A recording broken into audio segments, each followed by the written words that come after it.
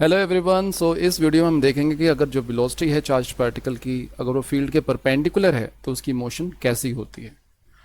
So let us से हमें magnetic field given है इनटू द प्लेन। तो ये सिंबल है, हम क्रॉस से रिप्रेजेंट करते हैं magnetic field into the plane दिखाने के लिए, और डॉट यूज़ करते हैं for magnetic field out of the plane दिखाने के लिए। सो हमें यूनिफॉर्म मैग्नेटिक फील्ड गिवन है which is into the plane. So this is B into the plane. So अगर सपोज हमारे पास एक चार्ज पार्टिकल है Q, इसका चार्ज Q है और इसका मास है m।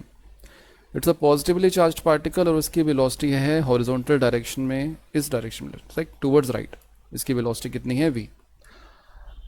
अभी हमने पढ़ा था लास्ट वीडियो में कि जो फोर्स होती है magnetic force is given by Q v cross b। तो v है राइट डायरेक्शन में, b is into the plane.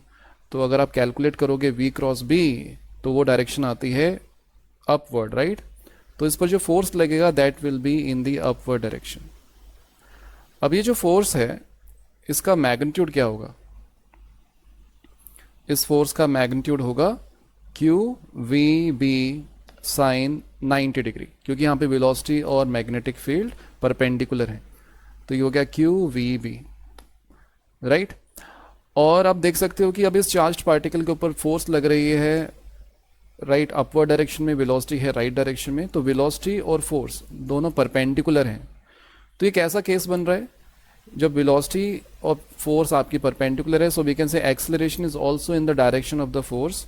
तो जो एक्सेलरेशन प्रोड्यूस होगा that will be along the force F। तो यहाँ पर आप देख सकते हो कि जो चार्ज पार्टिकल है it will be moving in a circular path, because ये जो फोर्स है it has a constant magnitude, ठीक है। तो ये चेंज नहीं होने वाला। So this charged particle move in a circular path। और अब हमें क्या करना है, we have to find the radius of this circular path. तो ये हो गया centre of curvature and let say this is the radius r। r निकालने के लिए what we are going to do, ये जो मैग्नेटिक फोर्स हमने निकाली है it will act as the centripetal force. तो अगर ये सेंट्रीपिटल फोर्स के बराबर है, we know the formula of centripetal force which is m v square by r, right. तो इसको अगर हम सिंप्लीफाई करेंगे, if we eliminate v on both side we will get r as mv upon qb। तो ये आ गया हमारे पास रेडियस ऑफ कर्वेचर, राइट। इस सर्कुलर पाथ में चार्ज पार्टिकल मूव करेगा।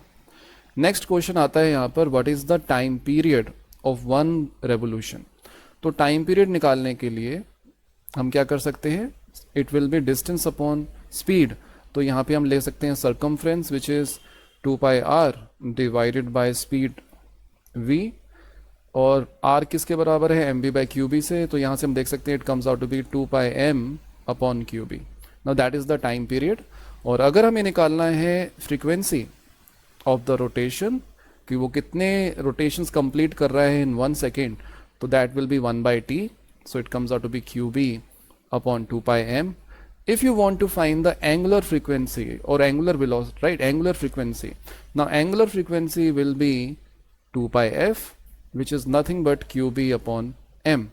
तो हमें चीज़ याद रखनी है कि there is a charged particle और उसकी velocity magnetic field के perpendicular है, तो वो एक circular path में move करेगा। I hope this concept is clear. See you in the next video. Thank you.